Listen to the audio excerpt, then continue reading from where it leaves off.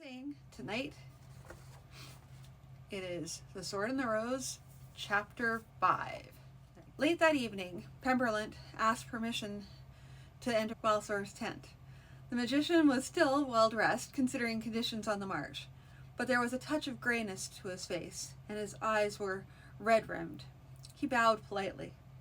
"My Lord Baron, I believe I have as much information as you require." "I'm happy to hear that, Master Pemberlint. How about if I call for some refreshment before you tell your tale? I would prefer to have Forsyth here, so you need not repeat yourself too often." "A cup of wine would be welcome, my lord. I'll not deny that. And from the look of you, you'd best take a seat before you fall over." The magician smiled. "Thank you, my Lord Baron. Work with the many-legged can be tiring, and to do a proper job of this sort of thing is wearing indeed."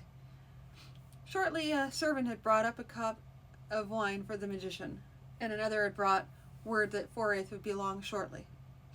While Pemberlint sat sipping his wine, the marshal strode in, wearing a brigandine sword at his side. Melgathop squatted, half seen, in a dark corner, an ancient deity of the earth. "Master Pemberlint has news for us, Forsyth." The Marshal looked to the magician, then back to Gwalsor. "And what news is that?" The Baron smiled. "To save him the trouble of telling his story twice, I have waited for you to come before asking, Master Pemberlint." Pemberlint drew himself up. "It was no easy task.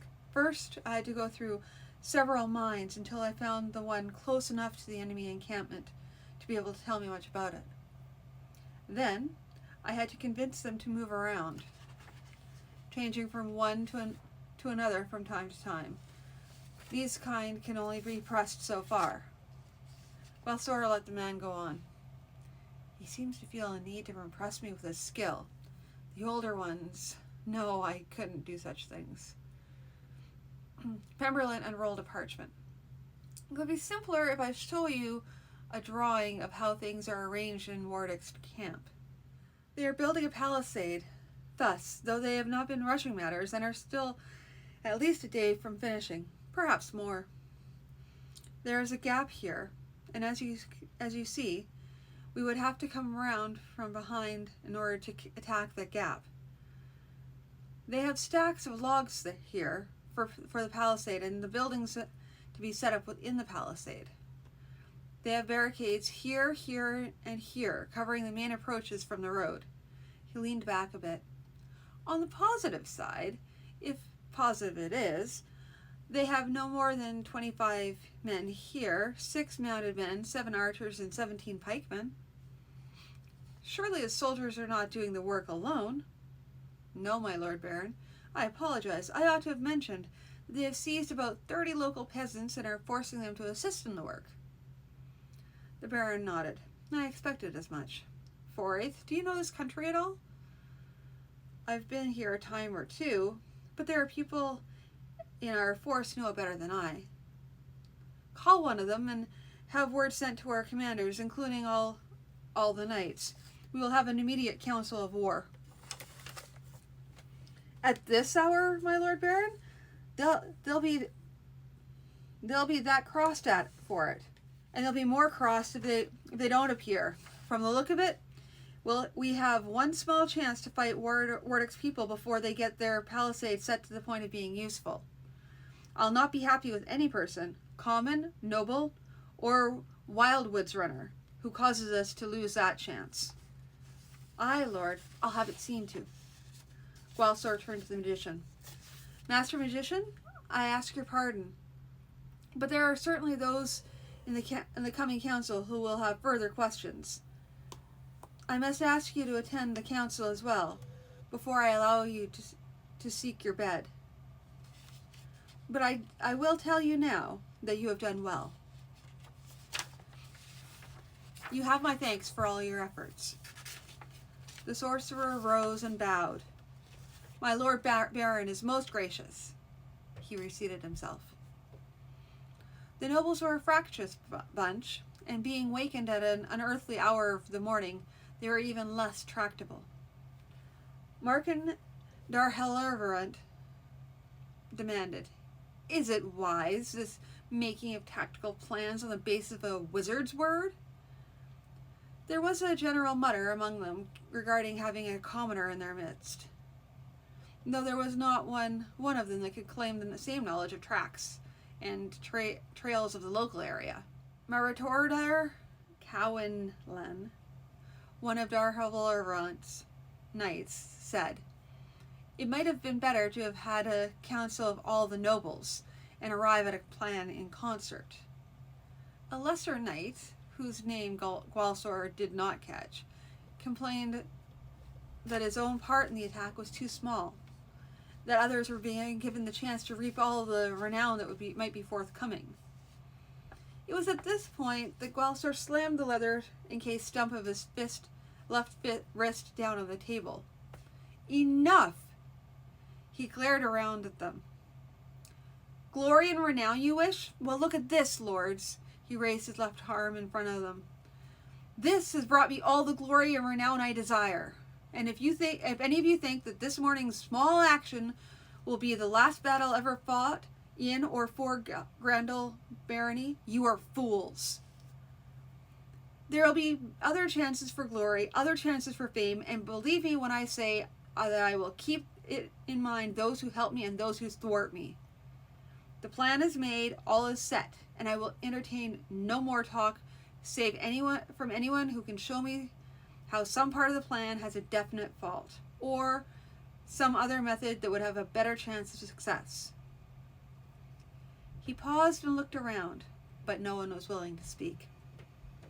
"Now then, to your places, and woe betide the one who fails to do his part to the utmost. My suggestion to such a one is that you ensure you are killed on the field. If you are not, you shall wish you had been." He looked around again at the gathering. Gwalsor watched the archer who had led them through the winding trails, led them with the assurance of long years of experience. Gwalsor had to swear his word to the man that no harm would come of it, meaning that the archer would fear no prosecution as a poacher, but Gwalsor was happy to give that promise, and if it had the result he'd hoped for, and in particular if he had the result he hoped for. Much depended on how the other part of this plan went. He picked for that one of the knights who seemed steadiest, Gweltic Haranas, and had impressed on him how important his task was. He would have left Foraith there in charge, but he had a feeling that leaving the marshal in charge of one small detachment might indicate both a distrust in the marshal and a distrust in Gweltic. Foraith might not feel it personally, but he did find his orders a little less readily obeyed, and if the Baron continually had to interfere to support his marshal's orders, he may as well not have a marshal at all. Of course, taking the marshal along might indicate a distrust in him as well. He smiled tightly. No decision is completely right, it seems. Well, one thing at a time. The archer held up a hand to signal a halt, and Gwalsor passed the signal on. The man came back to the Baron's side, bobbed his head in a short bow, and said, "Your pardon, my Lord Baron. There be a spot a little way where a man might be expecting a guard. If Warwick's men be wary, bide you here a bit, whilst I skulk hideward to see." Gwalsor nodded. "Go ahead." Foraith watched the archer slip off into the night. For certain, the man had good cause for fear of prosecution for a poacher. Not that Foraith, commoner born, would grudge any man a bit of game at the expense of the Dars, but to have a good man lead them on this move through the wood only to be punished in the end, that would not help the morale of the rest of the troops. He ran a gauntleted hand down over his beard. It wasn't his way to judge a man for good or ill on such a short acquaintance, but the new young Baron seemed to be showing up well. Gwalsor had a bad time of it, for sure. Forsyth knew of men who had lost a hand like that and were never the same after. And that fear of crossbows? Well, that might be good or bad if it led him to charge full on in an arbalaster. Sorry. It would not give him a reputation for cowardice, though it would finish by shortening his life. And further, he was a lad who had a mind of his own. But unlike some of the nobles, he could take advice when it was given to him. Old Raphael, now, he had been a hardy, loud man, fairly shrewd, though his choice to follow the prince in rebellion was not well thought out. Yet, when he returned from war, or hunting, or riding his barony, folk greeted him gladly, and he greeted them in his own loud good humor, often as not with a bawdy jest to some woman in the crowd. Forsyth took his head and smiled to himself. He could hardly see Gwalsor making a bawdy jest with anyone, let alone a woman. Gwalsor was concerned that the people were sullen with him, and gave every sign that he knew why this was so, and, much as he might wish it otherwise, had no hope that it would change overnight. As for that magic-smelling Lafetta, well, the man was a bit standoffish, kept much to himself, and his one concern seemed to be to keep the Baron alive. I wonder what brought him from the Lafetta lands to seek service in the south. Commoner himself, and with enough years to make him at least half-wise, Forsyth was not about to ask that kind of question to Melgathop personally. The archer appeared before them, woods magician that he was. "Safe enough now, Lord," he announced. "No guard, then?" asked Gwalsor. "No guard now, Lord." The archer drew a hand across his throat expressively. "Best we get on, then, before he's missed." The Baron raised his hand to signal his troops forward. Behind him, Forsyth nodded approvingly. They came up to the left rear of the unfinished palisade, across a meadow of about 2 bowshots wide. Gwalsor surveyed the field in the dim dawn light. "How far would you suppose we can get before they see us, Marshal?" Forsyth shrugged. A faint metallic noise of armor. "Depends, Lord, on how well Lord Gweltic holds their attention." "True enough. Well, have the men ordered in their battles. We'll move forward quietly, at a walk, until either they see us or we're close enough for a charge. The men know the word?" It was necessary to have a war shout in any battle. In the dust and noise and all, men had to have a way of knowing friend from foe, and waiting to be clear about the colors of the man in front of you might be waiting well too long. "They know it, Lord. The sword and the rose." Forsyth turned to one of his men-at-arms, repeated the Baron's orders, and sent him on his way. It was not long before the man returned, but it seemed hours to Gwalsor, who found himself drumming his gauntleted fingers on the leather-covered stump of his left wrist. "All ready, lords," the soldier said. "Forward, then!" Gwalsor raised his right hand and signaled for the advance. He glanced twice, right and left, to see that his force was following him, then concentrated on what lay ahead. There was noise and commotion from far away beyond the palisade. Beyond, Gweltic was already about his work, making a demonstration against the front of the palisade to provide distraction. When they had come barely halfway across the meadow, a trumpet sounded from within the unfinished palisade. Gwalsor could see Warduk's men ahead, running for positions. He grinned at Melgathop and Barthop beside him. "Loksoya!" He then drew his sword and shouted, "Forward! The rose! The sword and the rose!" The shout sounded behind him, faint at first, and then swelling into a roar as they swept forward toward the gap in the palisade. "The sword and the rose!" It seemed to take an age to cross the rest of the meadow, and at the same time armored men were running around from the front to take up positions. "Father's boots! They'll be ordered and ready before we get there." It occurred to Gwalsor suddenly that there may well be a crossbowman up there taking aim at that bloody fool charging across the open meadow in front of the force.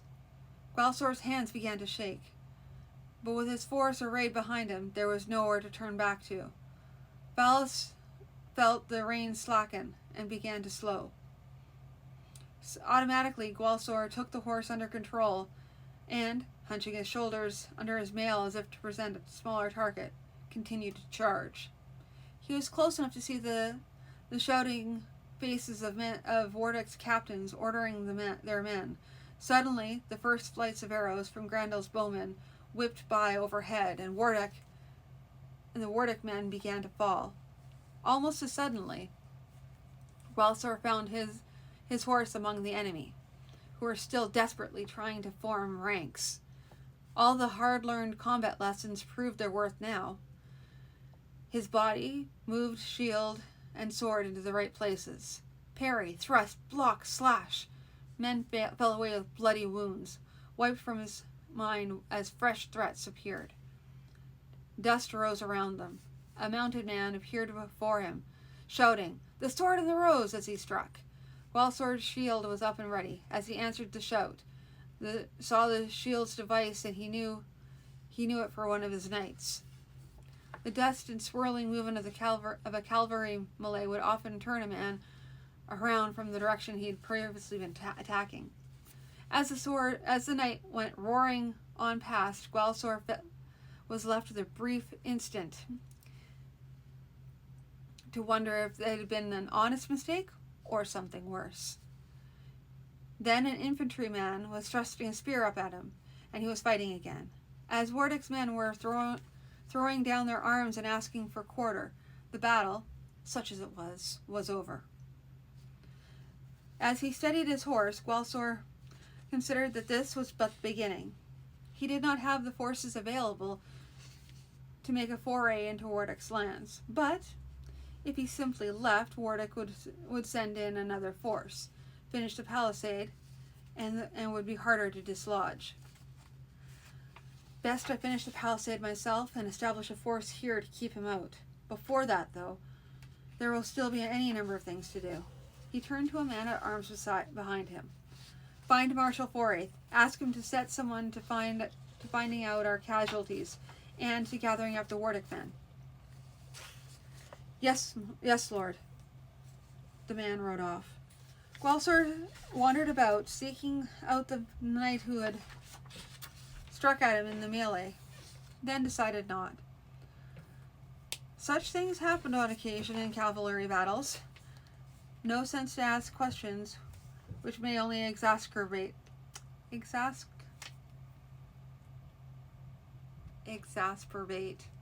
Nope. The situation. I can't say it out loud. Exacerbate the situation. On the other hand, he would let Malga ask a look into the situation quietly and find out what he could about the man's attitude. So, again, shorter chapter. They can't all be like the second chapter, which is fairly long. But I will talk to you guys again on Monday, where I'll be starting up chapter 6. So have a good night. And